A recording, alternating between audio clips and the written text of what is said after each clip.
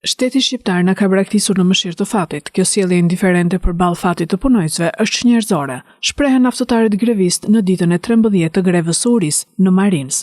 Kemi bërë sot edhe një grevë para zyrave, një protestë para zyrave të Bangërësit, ku kemi bërë thirrje e kolegëve atyre që pak me nënshtrim edhe pak nga që nuk kanë zgjidhje janë kthyer në punë, për t'u bashkuar grevës. Është grevë për dinjitet, jo vetëm për ekonomi. Pasi ekonomia pa dinjitet nuk ka shumë vlerë. Vazhdoni të bani kontakte me punëtorët që janë bashkuar tashmë vendburimit? Po, i bëjmë thirrje akoma për të rikthyer.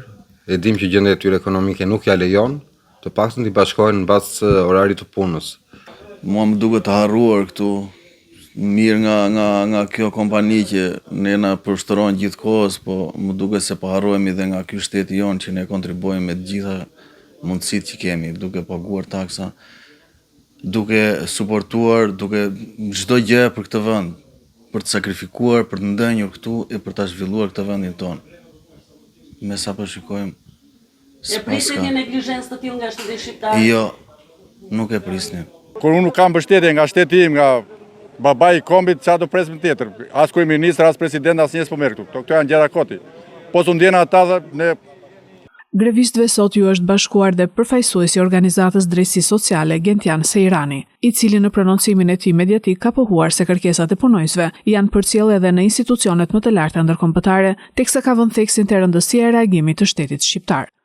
Së pari, më vjen keq që akoma nuk ka reagim nga institucionet qendrore për sa i përket të zgjidhjes së kësaj situate. Shoh naftëtarë të cilët janë përkeqësuar nga ana shëndetësore dhe shoh naftëtarë të cilët kanë nevojë për ndërhyrjen e shtetit shqiptar për të bërë atë negocimin midis tyre dhe kompanisë që është për mua një nga kompanitë problematike për sa i përket respektimit të drejtave të punëtorëve. Ne në fakt kemi ardhur këtu sot për të thënë që e kemi dërguar këtë gjë dhe këtë problematik edhe në pranë institucioneve të OKB-s.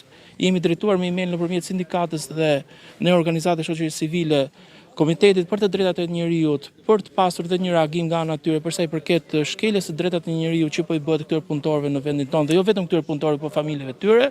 Jemi duke menduar që do të drejtohemi sërish edhe Komitetit për të drejtat sociale në Këshillin e Evropës, për të marrë ata një ankesë nga ana e këtyre punëtorëve, për të marrë ata masat menjëhershme kundrejt qeverisë tonë, duke ditur që qeveria shqiptare po pretendon dhe po synon që të bëhet pjesë e Bashkimit Evropian.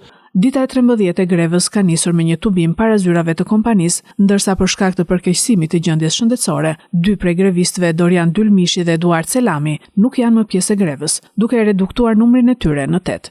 Në mbështetje të grevistëve, para ditën e sotme kanë shkruar pranë tyre edhe përfaqësues të shoqatës së naftëtarëve. Kreu i saj, Bashkim Velçani, pohoi se është në mbështetje të plotë të kërkesave të grevistëve. Unë mbështes të grevë me gjithë shokët e mi, edhe për faktin sepse ne një pjesë do kemi marrë statutin e naftarëve. Dhe këta janë në drejtën tyre nëse është një anklopik, se nuk e di saktë me thënë. Prandaj e mbështes plotësisht